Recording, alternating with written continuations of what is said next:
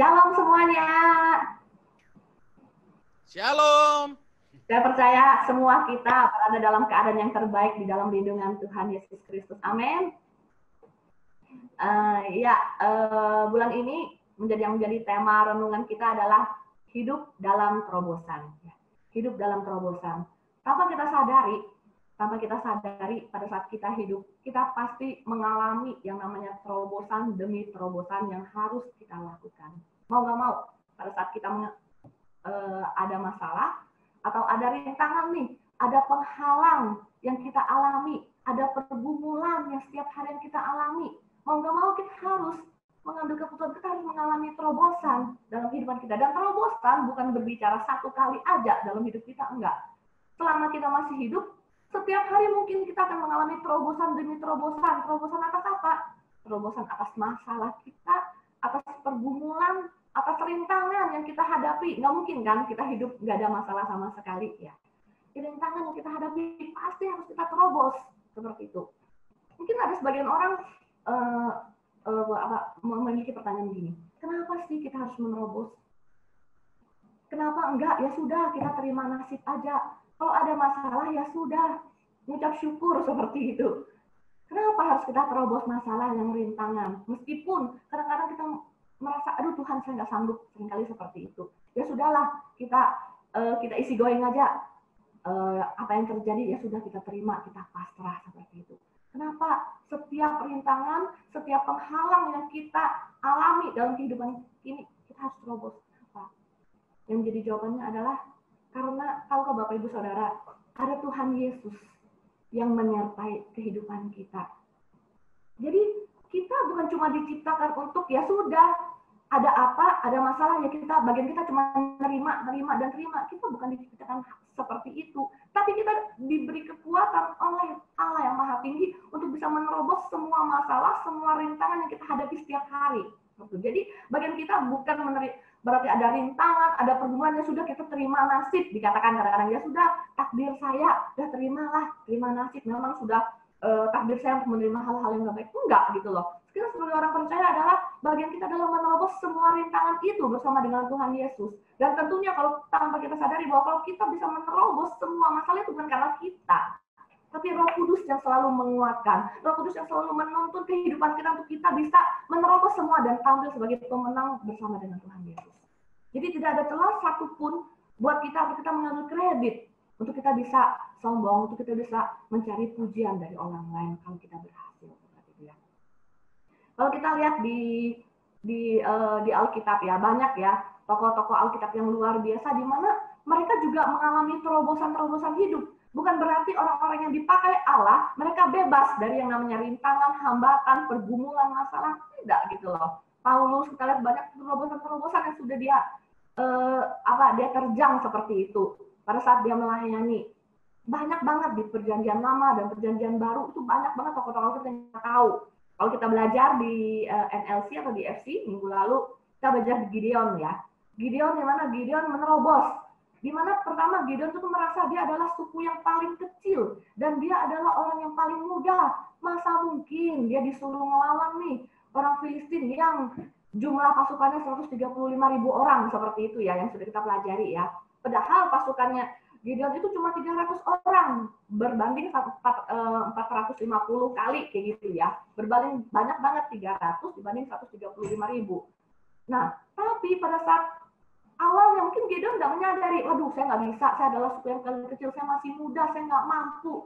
Tetapi pada saat dia belajar berjalan bersama dengan Tuhan dan dikatakan kau adalah pahlawan yang gagah berani, timbullah satu identitas yang baru, identitas dia yang sudah Tuhan berikan bahwa dia adalah pahlawan yang gagah berani, sehingga apa? Memampukan dia bisa percaya diri untuk menerobos, untuk bisa melawan orang Filistin, di mana yang dikatakan jumlah Gideon itu sangat minim, 300 melawan 135.000 orang seperti itu. Itu terobosan-terobosan yang dialami oleh para para tokoh-tokoh Alkitab yang sudah kita pelajari ya. Dan bagaimana dengan kehidupan kita? Saya percaya setiap hari, setiap kita pasti ada banyak hal yang mungkin kita kadang-kadang kita nggak bisa sharing ke banyak orang yang harus kita terobos seperti itu ya. Tapi percayalah bahwa Allah kita yang menyertai. Ya, sebelumnya kita baca dulu deh di Mazmur 37 ayat 23 sampai 24. Mazmur 37 ayat 23 sampai 24. Dikatakan gini, Tuhan menetapkan langkah-langkah orang yang hidupnya berkenan kepadanya. Apabila ia jatuh, tidaklah sampai tergeletak sebab Tuhan menopang tangannya. Kalau Bapak Ibu punya versi firman Allah yang hidup, dia bagus dia terjemahannya. Dia katakan seperti ini. Langkah orang-orang baik dibimbing oleh Tuhan. Dikatakan langkah orang-orang baik dibimbing oleh Tuhan. Ia senang dengan setiap langkah mereka. Dikatakan ya. Terus di ayat ke-24 dikatakan, apabila mereka jatuh, maka kejatuhan mereka tidak parah, karena tangan Tuhan menopang mereka.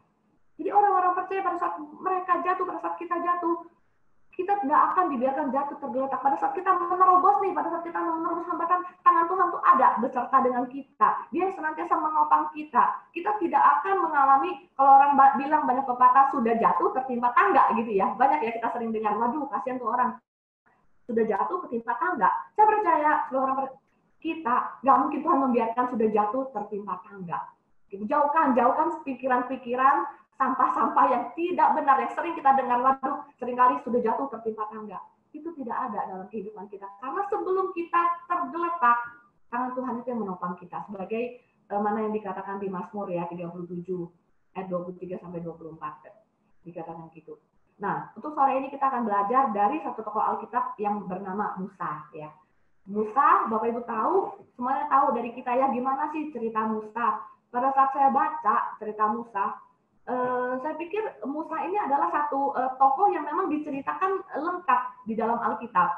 Kalau seperti yang lain-lain kan tidak diceritakan lengkap. Kalau Musa ini kayaknya lengkap dari lahir, dari peristiwa kelahirannya, di mana Musa dilahirkan dari keluarga Lewi, dilahirkan dari seorang perempuan Lewi, dan dirawat oleh keluarganya selama 3 bulan gitu ya.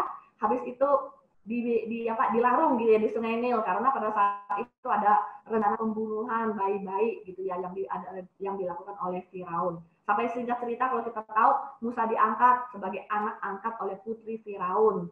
Terus Musa dididik nih selama 40 tahun di istana Firaun. Kan 40 tahun bukan waktu yang lama gitu loh. Dia sudah diangkat anak sebagai putri Firaun, terus dia dididik di istana dengan pendidikan, mesti kan beda kan pendidikan di istana dengan kalau di keluarga yang biasa. Musa dididik nih di dalam oleh keluarga Firaun, tentunya dengan didikan yang paling baik seperti itu selama 40 tahun. Dan setelah itu kalau kita tahu kalau kita baca nanti di Keluaran 3 gitu ya, dikatakan Musa akhirnya dia ada membunuh seorang Mesir karena dia membela orang Ibrani, akhirnya dia membunuh, akhirnya dia melarikan diri gitu ya, melarikan diri ke tanah Midian. Sampai akhirnya di tanah Midian itu dia bertemu gitu loh dengan calon istrinya dan menikah dan hidup di sana, dan hidup sebagai apa? Sebagai gembala gitu loh, gembala kambing dan domba. Dasar sama cerita Musa kita tahu kan, dikatakan Musa pun dipilih. Musa dipilih untuk apa? Untuk membawa bangsa Israel keluar dari perbudakan Mesir. Setelah itu kita tahu di padang gurun pada saat Musa memimpin dikatakan banyak nih mujizat-mujizat yang Tuhan lakukan melalui Musa seperti itu, sampai laut terbelah harus terbelah, banyak banget ya yang kita lihat ya kalau dalam kehidupan Musa. Nah, kalau kehidupan Musa dari lahir nih sampai akhirnya itu lengkap banget gitu loh. Cuma hari ini kita akan belajar pada saat mulai nih Musa keluar dari kerajaan Firaun gitu loh. Musa keluar dari Mesir menuju ke tanah Midian. Itu ada di Keluaran 3 ya. Bapak Ibu bisa buka di Keluaran 3 dan 4 itu dikatakan, kalau kita lihat ya di Keluaran 3 ayat ke-1. Ya, jadi ini Keluaran 3 dan 4 ini adalah sepenggal nih dari cerita kehidupan Musa. Kalau tadi kan dari awal dia lahir, terus dia dididik, habis itu dia dipakai Tuhan, mujizat-mujizat dinyatakan melalui kehidupan Musa, Allah yang menyertai pada saat Musa membawa bangsa Israel keluar dari Mesir seperti itu ya. Ini kita akan belajar sebagian aja di Keluaran 3 dan di Keluaran 4. Musa siapa sih Musa? Pada saat Musa 40 tahun dia tinggal di Mesir bersama dengan keluarga Firaun di sana, karena dia sudah membunuh nih orang Mesir, akhirnya dia melarikan diri ke tanah Midian seperti itu. Di tanah Midian dia bertemu dengan calon istrinya yang akhirnya kita lihat di Keluaran 3 ayat 1 dikatakan adapun Musa dia mengembalakan kambing domba Yitro mertuanya imam di Midian sampai sana ya. Jadi yang dikerjakan oleh Musa setelah dia keluar dari istana Firaun yang dikerjakan di tanah Midian adalah dia adalah seorang gembala kambing dan domba. Dan gembala itu bukan gembala dia sendiri, bukan milik dia sendiri, tapi mengembalakan kambing domba milik Yitro. Ya. Yitro itu adalah mertuanya. Nah, singkat cerita kalau Bapak Ibu baca seperti itu, pada saat Musa menggiring kambing dan domba itu, dia menggiring sampai ke Gunung Horeb, di mana dikatakan Gunung Allah, dan malaikat Tuhan menampakkan diri kepada Musa di dalam nyala api yang keluar dari semak duri gitu ya. Malaikat Tuhan menampakkan diri dan setelah itu kita lihat Allah berfirman nih kepada Musa. Kalau kita lihat lagi di ayat, kita lompat langsung ya biar untuk irit waktu. Di ayat ke-9, Keluaran 3 ayat 9 dikatakan gini, sekarang seruan orang Israel telah sampai kepadaku, juga telah kulihat betapa kerasnya orang Mesir menindas mereka. Begitu firman Tuhan kepada Musa waktu itu. Terus dikatakan di ayat ke-10, jadi sekarang pergilah, aku mengutus engkau kepada Firaun untuk membawa umatku orang Israel keluar dari Mesir. Itulah yang dikatakan Tuhan kepada Musa. Itu adalah awal panggilan Tuhan dalam kehidupan Musa. Ya. Dikatakan, jadi sekarang aku mengutus Musa kepada Firaun untuk membawa umatku, untuk membawa umat Israel keluar dari Mesir. Sampai di sana. Terus kita lihat lagi di ayat ke-11. Tetapi Musa berkata kepada Allah, siapakah aku ini? Maka aku yang menghadap Firaun dan membawa orang Israel keluar dari Mesir, dikatakan seperti itu. Jadi pada awalnya, pada saat Tuhan memanggil, pertanyaan pertama yang Musa lontarkan kepada Allah bahwa siapakah aku ini? Apakah Musa lupa akan dirinya sendiri? Pasti tidak ya. Gak mungkin Musa lupa, oh lah siapakah aku? Emangnya dia lupa gitu loh, namanya Musa seperti itu. Dia adalah gembala kambing domba, tentunya tidak ya. Tapi kenapa dia tanya siapakah aku ini? Maka aku yang harus menghadap Firaun dan membawa bangsa Israel keluar dari Mesir. Pada saat kita membaca ya, siapakah aku ini? Pada saat saya pertama membaca, yang ada dalam pikiran saya pada saat saya merenung, berarti Musa ini dalam kondisi nggak takut. Dia disuruh memimpin bangsa Israel untuk keluar dari Mesir, tapi dia bertanya nih sama Allah, siapakah aku ini? Kalau kita lihat satu statement Musa, pertanyaan Musa ini, berarti dia takut. Dia bukan orang yang pesimis. Ya kan? Dia dipanggil Allah, dia tahu Allah itu adalah Allah yang maha tinggi. Tetapi dia tahu siapakah aku ini? Kok harus aku gitu ya? Kok harus aku? Siapakah aku ini? Kalau kita lihat, Musa itu pada saat dia dididik di keluarga Firaun, itu pasti pendidikan yang terbaik ya. Pendidikan terbaik pasti dia diajari berbagai ilmu, berbagai teori-teori perang seperti itu, teori-teori kerajaan. Dan kalau kita lihat pada saat dia umur 40 itu malahan dia tampil sebagai pembela gitu ya. Dia dengan gagah berani dia membela nih orang-orang Ibrani yang lagi ditindas dengan oleh orang Mesir seperti itu. Sampai akhirnya dia membunuh orang Mesir itu dan kemudian Musa lari gitu loh, lari ke tanah Midian. Jadi sangat bertolak belakang dengan Musa yang sebenarnya gitu lah. Jadi pada saat saya baca ya, Musa 40 tahun dia keluar nih dari tanah Mesir dan dia menuju ke Midian dan di sana dia hidup sebagai gembala gitu selama, kalau dalam tafsiran banyak orang dikatakan selama sekitar 40 tahun gitu loh. Musa diam di tanah Midian menjadi gembala kambing domba milik Yitro seperti itu ya. Nah, pada saat kita lihat kok Musa seperti itu sih, siapakah aku? Kok dia pesimis banget kalau kita tahu bahwa dasar pendidikan Musa itu wow banget gitu loh. Dia dididik di istana Firaun, bukan abal-abal, bukan KW gitu, itu luar biasa banget. Tapi Musa malah dipilih, diutus, malah dengan siapakah aku ini?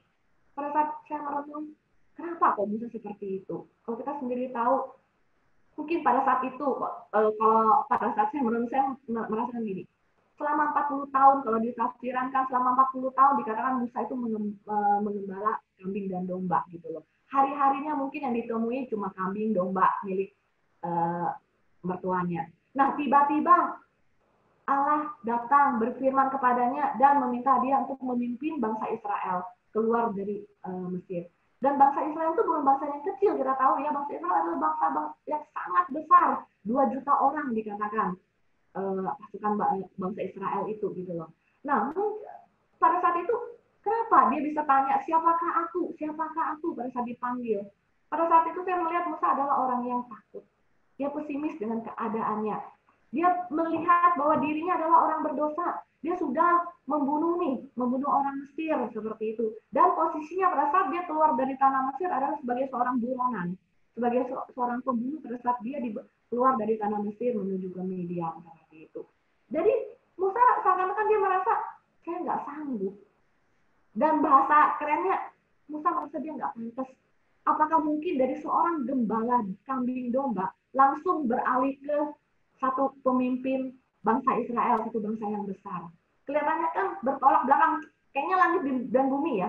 Pengembala domba menjadi satu pimpinan bangsa yang besar seperti itu. Terus dalam hati saya mengibaratkan kepada saya menjadi Musa, mungkin saya juga akan mengalami hal seperti itu gitu loh.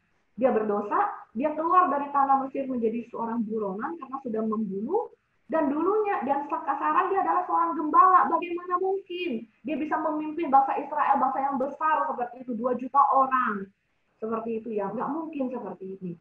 Kenapa bisa terjadi dalam kehidupan Musa? Bapak Ibu Saudara, poin saya yang pertama adalah pentingnya kita mengenal identitas diri kita dengan benar. Pada saat Musa tanya siapakah aku, dia tahu dia Musa, tapi yang dia tahu adalah aku adalah seorang gembala. Aku nggak pantas, aku nggak layak menjadi pimpinan. Dan dia lihat selama 40 tahun yang dia kerjakan saat ini adalah ngurusin nih ternak-ternak doang gitu. Tidak jarang mengurusin pasukan-pasukan. Bagaimana mungkin, apakah dia bisa? Dia melihat diri dia sendiri, maka dia bilang siapakah aku ini? Kenapa aku yang harus menghadapi Firaun dan membawa bangsa Israel keluar dari tanah Mesir seperti itu ya. Jadi pada saat itu Musa dalam posisi salah menilai diri dia sendiri. Dia merasa dia tidak pantas, dia tidak punya kemampuan, dia tidak layak, dia tidak bisa karena keadaan itu. Karena yang saat ini yang menghimpit dia melihat dia, aduh, panggilan Tuhan terlalu besar dalam kehidupan saya. Sampai dia bilang, siapakah aku?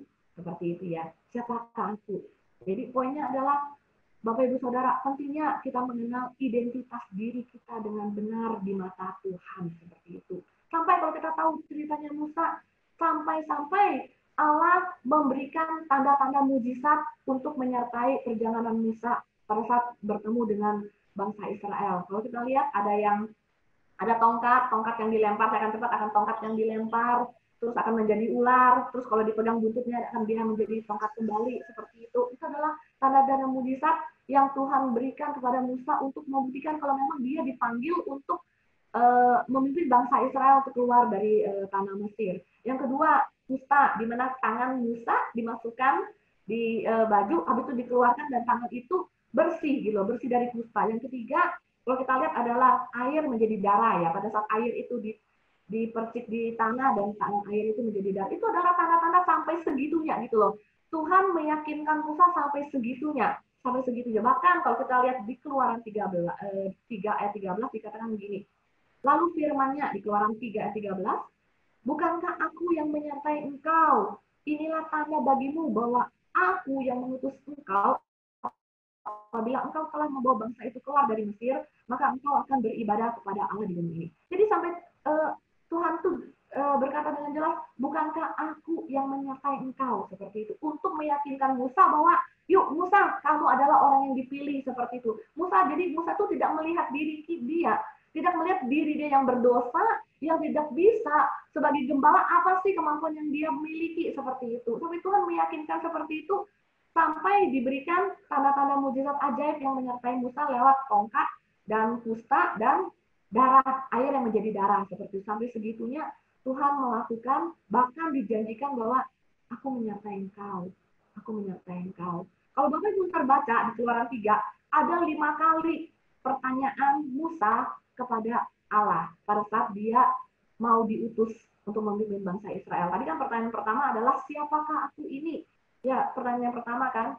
Kalau pertanyaan yang kedua, saya cepat aja dikatakan, Allah itu bilang, kamu bilang aja Musa ke bangsa Israel bahwa kamu itu aku utus untuk memimpin mereka. Terus Musa bilang, dikatakan di ayat ke ini ya, di ayat ke 13, Musa berkata, tetapi apabila aku mendapatkan orang Israel dan berkata kepada mereka, Allah nenek moyangmu telah mengutus aku kepadamu, dan mereka bertanya kepadaku, bagaimana tentang namanya? Apakah yang harus kujawab kepada mereka? Jadi pada saat meskipun sudah diyakinkan, Musa itu nggak cepat nerima seperti itu ya. Dia tetap bertanya, itu pertanyaan kedua. Aku harus ngomong apa nih kalau ditanyain siapa sih nenek moyang bangsa Israel seperti itu. Dan berikutnya ada 5 kali Musa bertanya gitu loh kepada Allah.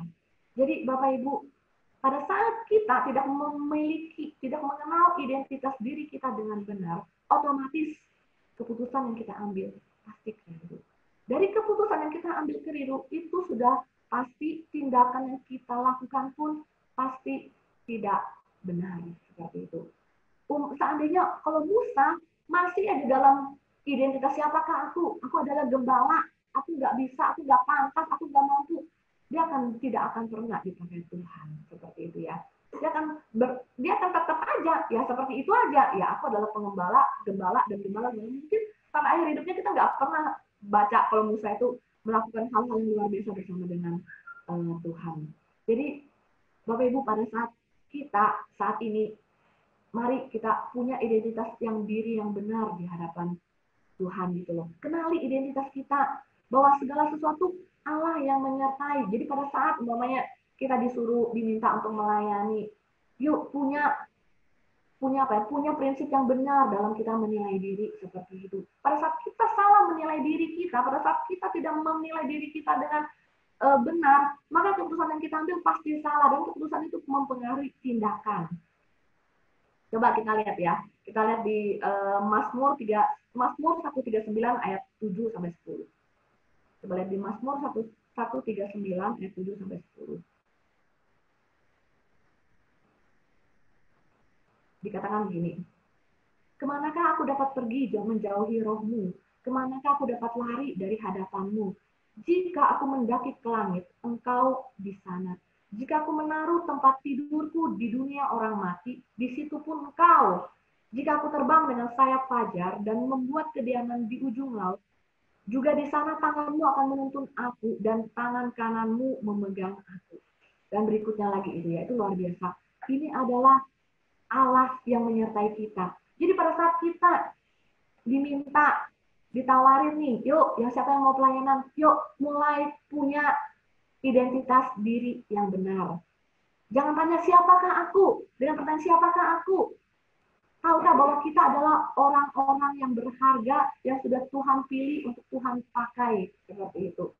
Saya pernah dengar kayak gini. Ada orang-orang yang di luar sana pada saat dia diminta doa gitu ya, ayo doa, ngomongnya di komsel gitu. Aduh jangan saya nggak bisa doa. Dia seperti itu, saya nggak bisa doa, yang lain aja. Tapi kan tahukah Bapak Ibu Saudara, si dianya yang diminta berdoa itu ternyata dia adalah seorang leader dalam perusahaan. Di perusahaan itu dia bisa gitu loh, dalam kerjanya dia punya bawahan dan dia biasa gitu loh menyuruh, mendelegasikan wewenang kepada karyawan-karyawannya. Tapi pada saat dia disuruh berdoa di gereja, dia bilang, aduh aku nggak bisa, aku nggak mampu berdoa. Yuk Bapak Ibu kita belajar gitu loh. Pada saat kita ditawarin pelayanan, kita bisa melayani adalah anugerah Tuhan. Memiliki identitas yang benar bahwa kita adalah orang-orang yang dipilih. Kita bukan orang berdosa. Jadi Tuhan pada saat memilih kita, dia tidak pernah melihat latar belakang kita bagaimana. Sebagaimana Musa, Tuhan nggak melihat, waduh Musa itu pernah buronan seperti itu.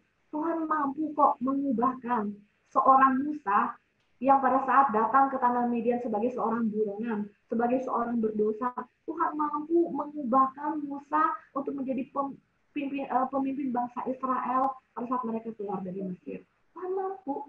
Itu bukan karena kuat dan gagahnya Musa, tapi karena Tuhan yang mengerjakan di dalam kehidupan Musa. Pada saat mungkin kita disuruh melayani, seringkali kita merasa kita nggak mampu. Seringkali kita ngerasa kita nggak bisa. Seringkali kita merasa kita masih ada dosa dalam kehidupan kita. Dengar baik-baik, kita sudah ditebus, kita sudah dipilih oleh Tuhan. Kita ada bukan cuma sekedar hidup, tetapi Tuhan rindu kalau setiap kita mau memberi diri kita, mau membiarkan diri kita tuh untuk dipakai itu pekerjaan-pekerjaan besar bersama dengan Tuhan, bukan pekerjaan-pekerjaan kecil. Yang memerlukan terobosan adalah pekerjaan-pekerjaan besar. Kalau pekerjaan yang kecil, kita sendiri kita sudah bisa menyelesaikan. Kita nggak perlu bingung, kita nggak perlu bergumul. Tapi keterobosan itu pasti berbicara hal-hal yang besar, di mana kita merasa, oh Tuhan aku nggak sanggup, oh Tuhan aku nggak bisa. Kalau kita menyadari bahwa ada Tuhan Yesus yang menyertai kehidupan kita. Seperti itu. Yuk kita baca lagi deh, di 1 Petrus 1 ayat 18-19. 1 Petrus 1 ayat 18 sampai 19. Dikatakan, sebab kamu tahu bahwa kamu telah ditebus dari cara hidupmu yang sia-sia, yang kamu warisi dari nenek moyangmu, itu bukan dengan barang yang fana, bukan pula dengan perak atau emas, melainkan dengan darah yang mahal, yaitu darah Kristus, yang sama seperti darah anak domba yang tak bernoda dan tak bercacat. Itulah kita, Bapak Ibu, itulah kita. Kita sudah ditebus dengan cara hidup kita yang sia-sia, yang mungkin kita nggak ngerti, yang kita udah warisi dari nenek moyang kita. Pada saat kita ditebus, pada saat kita sudah percaya, kita itu kudus di hadapan Tuhan, untuk siap dipanggil dan dipakai Tuhan untuk memenuhi rencananya dalam kehidupan kita. Jadi pada saat Tuhan memanggil, jangan seperti Musa lagi tanya, siapakah aku? Kok harus saya? Pada saat kita dipanggil pelayanan, yuk kita berkata, ini Tuhan hidupku, pakailah hidupku. Karena kita tahu bahwa hidup kita sudah ditebus semuanya. Kita adalah orang benar, kita bukan orang berdosa lagi, kita adalah orang benar di hadapan Tuhan. Jadi poin pertama adalah mengenal identitas diri kita dengan benar. Mengenal identitas diri dengan benar, itu membuat kita akan mengambil keputusan dengan benar, dan kita akan bertindak dengan benar sesuai dengan maksud Tuhan dalam kehidupannya. Pada saat Musa dipanggil, mungkin Musa tidak menyadari gitu loh, bahwa ada kapasitas dalam kehidupan Musa untuk bisa memimpin bangsa Israel. Sehingga Pak, menolak pertanyaan demi pertanyaan, sampai 5 pertanyaan dia lontarkan kepada Allah. Untuk kalau bisa, janganlah Musa, jangan aku, biar orang lain aja yang keluar, yang memimpin bangsa Israel. Tapi tahukah Bapak Ibu bahwa Tuhan tahu kok kita siap apa enggak.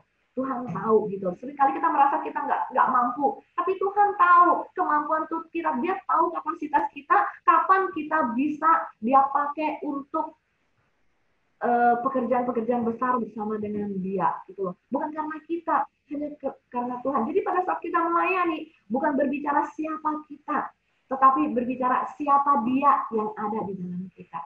Siapa Tuhan Yesus yang ada di dalam kita, dia Allah yang besar. Itu poin pertama ya.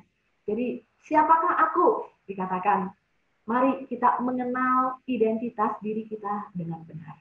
Poin saya kedua adalah, siapakah dia? Gitu ya. Yang pertama, siapakah aku? Yang kedua, siapakah dia? Siapakah dia yang menyertai kita? Kalau kita lihat siapakah dia yang menyertai kita?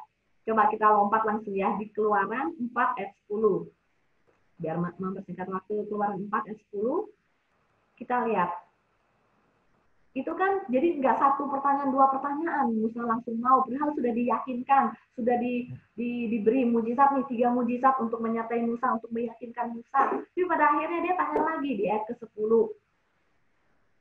dikatakan, lalu kata Musa kepada Tuhan, Tuhan, aku ini tidak pandai bicara, dahulu pun tidak, dan sejak engkau berfirman kepada hamba-Mu pun tidak, sebab aku berat mulut dan berat lidah, dikatakan gitu ya. Aku nggak bisa Tuhan, aku nggak pandai bicara, bagaimana nih? Karena kalau dia jadi pemimpin, dia nggak pandai bicara, dan dia pun mencap dirinya adalah dia berat mulut dan berat lidah, seperti itu. Tapi yang luar biasanya kita lihat di ayat ke-12, siapakah dia? Dikatakannya. Di ayat ke-11 dikatakan, tetapi Tuhan berfirman kepadanya, siapakah yang membuat lidah manusia? Siapakah yang membuat orang bisu atau tuli, membuat orang melihat atau buta? Bukankah aku, yakni Tuhan?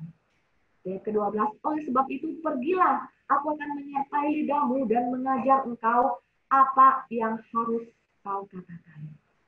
Kalau pertama dikatakan siapakah aku? Bingung nih siapakah aku? Kita belajar untuk mengenal identitas kita dengan benar. Yang kedua, siapakah dia? Siapakah dia yang menyertai kita? Dikatakan dia yang menciptakan nih lidah kita. Pada saat kita merasa kita nggak bisa ngomong, kita nggak tahu mau ngomong apa nih pada saat melayani, kita berat mulut, kita berat lidah, kita diingatkan bahwa Tuhan yang memanggil kita adalah Dia yang menciptakan segala sesuatu. Siapakah Dia? Dia adalah Tuhan yang maha besar, Dia adalah Tuhan yang maha kuasa. Jadi bagian kita adalah percaya dan melangkah. Kita tahu siapa Dia, dan kita tahu Dia adalah Allah yang menciptakan segala sesuatu, bukan cuma lidah. Dia bukan cuma menciptakan lidah, tapi segala sesuatu yang ada dalam hidup kita. Dia yang turut bekerja dalam kehidupan kita. Sehingga apa? Yang kedua, pada saat kita, bagaimana kita bisa mengalami terobosan, bagian kita adalah kita percaya kepada Dia, dan bagian kita melangkah. Kalau kita nggak pernah percaya kepada Tuhan Yesus, pada saat kita disuruh, kita nggak pernah mau melangkah. Ya nggak? Coba contohnya, umpamanya Christian, mamanya saya minta, ayo Tian, pergilah ke Alfamart gitu, beli permen. Kalau Tian nggak percaya sama saya, dia akan duduk di sini, dia nggak akan pernah mau melangkah untuk membeli seperti itu. Karena kita percaya, maka kita melangkah. Tapi kalau kita tidak pernah percaya, nggak mungkin, mustahil kita nggak pernah melangkah. Jadi kita bisa merenungkan dalam kehidupan kita. Pada saat kita disuruh, kita diminta nih oleh Tuhan untuk melakukan sesuatu yang mungkin di luar dari pemikiran kita. Kenapa kita nggak bisa melangkah? Karena mungkin kita nggak percaya bahwa ada Tuhan yang menyertai. Siapakah Dia? Dia adalah Tuhan yang menciptakan segala sesuatu di bumi ini, bukan cuma lidah gitu loh. Bahkan Musa, kalau kita tahu, orang yang dikatakan dia mencap dirinya adalah berat mulut dan berat lidah, itu pun Tuhan pakai untuk mempermuliakan nama Tuhan Yesus. Orang yang berdosa, orang yang dikatakan Musa adalah buronan, tapi Tuhan pakai untuk mempermuliakan namanya. Ya kan? Jadi jangan pernah melihat diri kita gitu loh. Kenali identitas diri kita dengan benar, lihatlah pada Dia sehingga kita percaya kepada Dia dan melangkah sesuai dengan panggilan di dalam kehidupan kita. Maka dikatakan kan, kalau dikatakan di ayat ke-12, oleh sebab itu pergilah, aku akan menyertai lidahmu dan mengajar engkau apa yang harus kau katakan. Seperti itu. Apa yang harus kau katakan. Jadi jangan pernah terfokus kepada ketidakmampuan kita, tapi fokuslah pada kemahakuasaan Tuhan, kebesaran Tuhan yang mampu mengubahkan kita, memperlengkapi kita untuk kita bisa berjalan sesuai dengan kehendak Tuhan dalam kehidupan kita. Coba kita baca di 1 Korintus 1 ayat 27 ya. Ini bukan ayat yang asing ya, 1 Korintus 1 ayat 27. Dikatakan, tetapi apa yang bodoh bagi dunia dipilih Allah untuk memalukan orang-orang yang berhikmat, dan apa yang lemah bagi dunia dipilih Allah untuk memalukan apa yang kuat, dan apa yang tidak terpandang dan yang hina bagi dunia dipilih Allah, bahkan apa yang tidak berarti dipilih Allah untuk meniadakan apa yang berarti, supaya jangan ada seorang manusia pun yang memegakan diri di hadapan Allah. Jadi Bapak Ibu, pada saat Tuhan memanggil kita, jangan melihat pada ketidakmampuan kita. Lihatlah siapa Dia yang menyertai kita. Pada saat Dia memanggil, Dia pasti akan memperlengkapi kehidupan kita. Dia akan memberikan kita kemampuan, Dia akan memberikan kita kecakapan, Dia akan memberikan hikmat dalam kehidupan kita, kita berjalan bersama dengan Dia. Jadi pada saat Musa, ya puji Tuhan, Musa dengan 5 pertanyaan yang dia tanya, seakan-akan nego gitu loh sama Tuhan, kalau bisa bukan saya. Kalau pada akhirnya, kalau Bapak Ibu lihat di Keluaran 4 ayat 31, Keluaran 4 ayat 31 ya, dikatakan Musa itu ya, lalu percayalah bangsa itu dan mereka mendengar bahwa Tuhan telah mengindahkan orang Israel dan telah melihat kesengsaraan mereka, maka berlututlah mereka dan sujud menyembah. Itu pun karena ketaatan Musa, ya kan? Mungkin dengan 5 pertanyaan, karena mungkin nggak Musa memenuhi panggilan Tuhan, tapi puji Tuhan,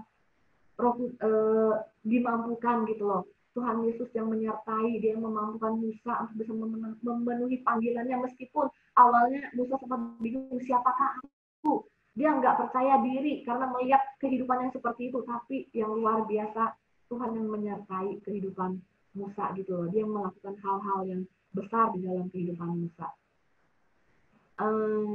Kita baca lagi deh, coba di Efesus 3 ayat 20.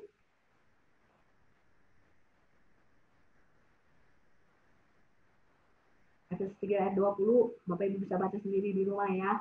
Dikatakan, bagi dialah yang dapat melakukan jauh lebih banyak daripada yang kita doakan atau pikirkan, seperti yang ternyata dari kuasa yang bekerja di dalam kita. Bagi dialah yang dapat melakukan jauh lebih banyak. Mungkin kita cuma pikir pada saat kita kerja, kita cuma jadi karyawan. Tapi kalau Tuhan yang sudah memberi kemampuan, memberi kapasitas, tidak ada yang mustahil dalam kehidupan kita. Dia yang melakukan jauh lebih banyak daripada yang pernah kita doakan dan yang pernah kita pikirkan. Ternyata seperti yang ternyata dari kuasa yang bekerja di dalam kehidupan kita. Ada kuasa yang besar yang bekerja di dalam kehidupan kita. Jadi Bapak Ibu, kita belajar ya untuk kita mengalami terobosan. Yang pertama, siapakah aku? Jangan pernah bertanya siapakah aku. Jangan pernah melihat latar belakang kita, tapi kenallah, memiliki pengenalan yang benar akan identitas diri kita sendiri. Yang kedua, siapakah Dia yang menyertai kita? Dia adalah Tuhan yang maha luar biasa. Dia yang mengerjakan segala yang terbaik dalam kehidupan kita. Bagian kita adalah percaya kepada Dia dan melangkah. Bagian kita cuma itu. Kalau kita mau mengandalkan kemampuan kita, pasti dalam satu titik adalah kita nggak mampu. Tapi kalau Dia sudah membuka jalan, Tuhan dia pasti memampukan kita. Dia pasti memampukan kita. Satu ayat lagi, ayat terakhir, kita lihat di Filipi 4 ayat 6. Filipi 4 ayat 6. Filipi 4 ayat 6.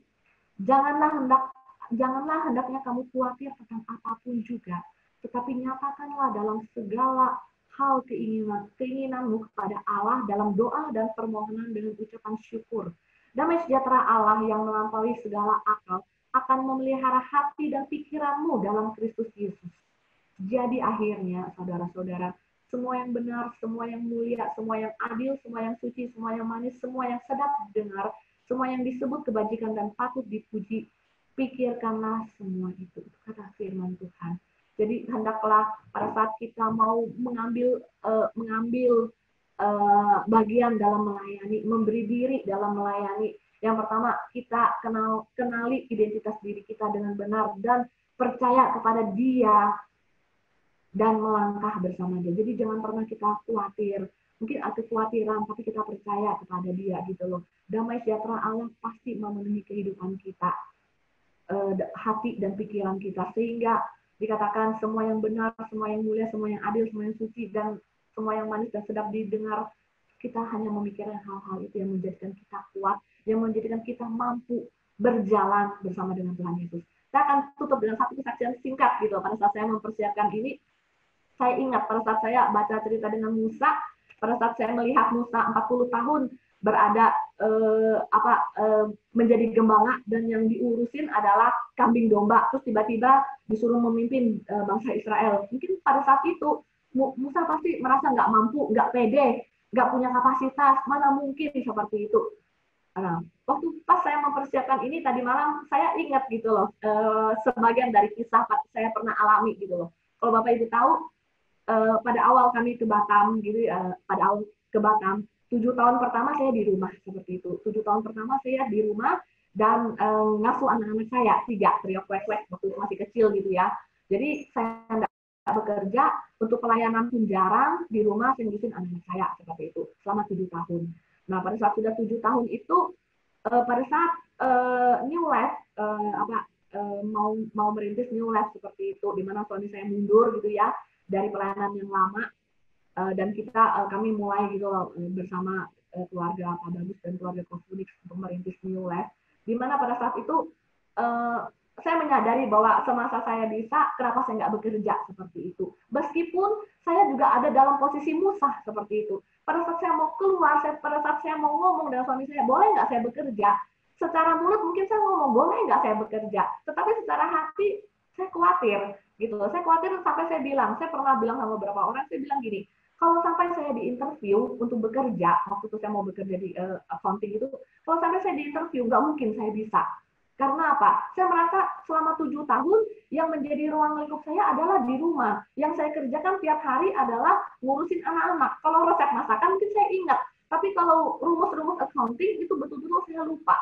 Nggak ada yang saya ingat sama sekali. Gitu loh. Kalau cuma tuh masak-masak apa aja, terus anak harus gimana, kalau sakit gimana, saya pasti, saya tahu. Karena hari-hari urusan saya hanyalah ngurusin anak-anak saya selama 7 tahun.